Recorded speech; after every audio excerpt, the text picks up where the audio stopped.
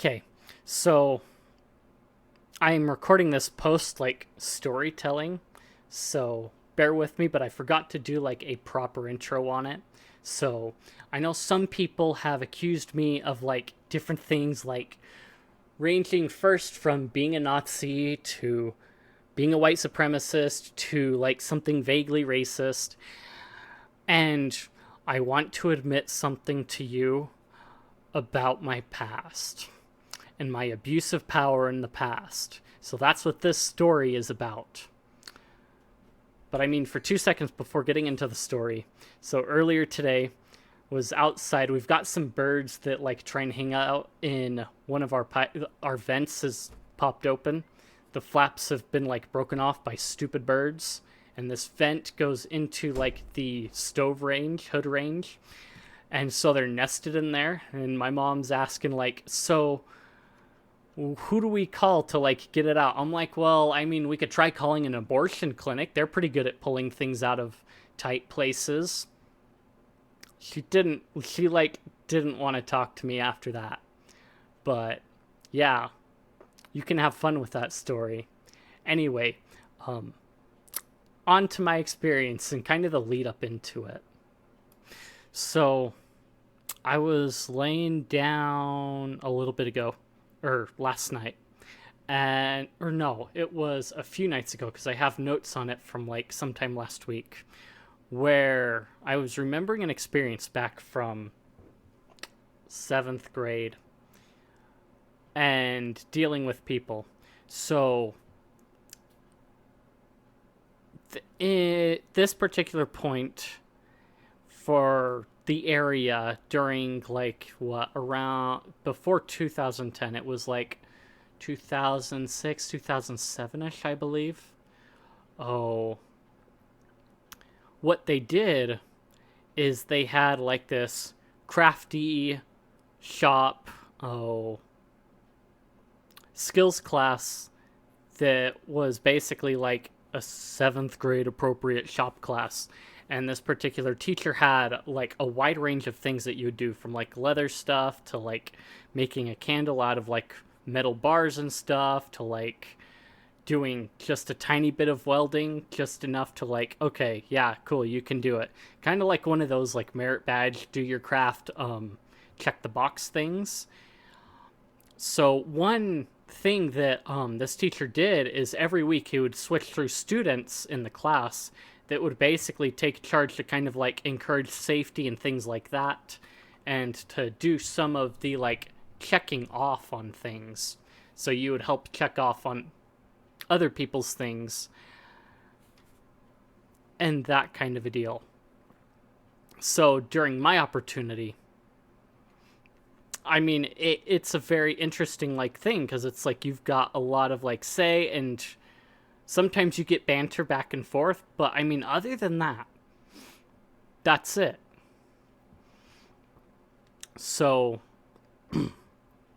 what the issue was is that there came a point where, so after school you can show up and kind of do some of those same things. You basically fill in to do that thing for kids that show up after school to make up for stuff or to get ahead on stuff. And so I was there hanging out and kind of same banter back and forth type of stuff. And I don't remember exactly what I said or did, but it was enough that it kind of like ticked some people off. And it just wasn't good. It wasn't a very nice thing to do for me. So the next day, show up to class, and there's almost this like, and so teacher takes me aside before class starts. It's like, hey, I understand this is a thing. I'm pulling you out of there, but I need you to apologize for what you did. And basically it's like, yeah, I know I was kind of wrong. And so get up, and so you're sitting here talking, you're in front of your class, and you're like saying, basically apologizing for what you did, naming it out, and then saying sorry to everyone for that thing. And now you're also not like in that position that you were in. So, I mean, yes, at first, I mean, it's like, well, I was just kidding and this, that, and the other. And it's, people talk about that and it's like, okay, I understand that. But at the same time, really? That's where people talk about, like, watch what you say and that kind of a thing. But I think more than anything, it was kind of the abuse of, like, you were in a position of power, in essence, and you used that to be overbearing on someone. And I know a lot of people say, like, well, you're in power because of this, this, and this. It's like, well, I was in a place of power because I was put there. I was in a place of privilege or helping someone, really what should have been a serving position. And in essence, I abused that position for my own gain, per se. But I think the important thing is, from after that, is that was one of those moments where I was able to learn to temper some of those things. So people talk about, like, absolute power or corrupts absolutely. Somewhat yes, somewhat no. I think where the corruption comes in is when they are not tempered and have not learned to be tempered. So you get all these screeching people in the world that, like, just screech about this, that, and the other, and they're not getting their way because mom and dad always gave them their way. And now they're screeching that it's not fair and this, that, and the other, but when you look at their childhood, they were never disciplined that way. They never had anybody sit them down and tell them, hey, this is wrong.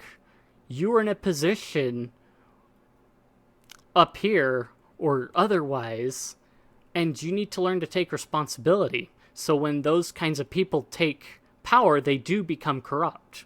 Whereas you get others that have learned to temper themselves, to control themselves. And I guarantee you those people get all kinds of thoughts about, like, the kind of, like, corrupt things that they could do. But really the proof in the pudding is whether they actually go through with those and dwell on them, or whether they turn aside and focus on the initial reason that they went into that position in the first place. Because I know there have been multiple points in time where I have gone to someone and asked about something. Like, I'll send out an email or something. It's like, hey, I think this would be cool. Kind of like, do this up. We can work together on it. And I've never heard back on them. But my reason for doing that when I am in the moment has been for a positive reason, for a good reason, a, like, outward looking reason. And then after the fact, it's like, well, this is kind of cool. I can, like, do this, this, and this, and, like, profit from it in this way. And then it's like, okay, that's nice and all, but that's not the most important part. The most important part is this.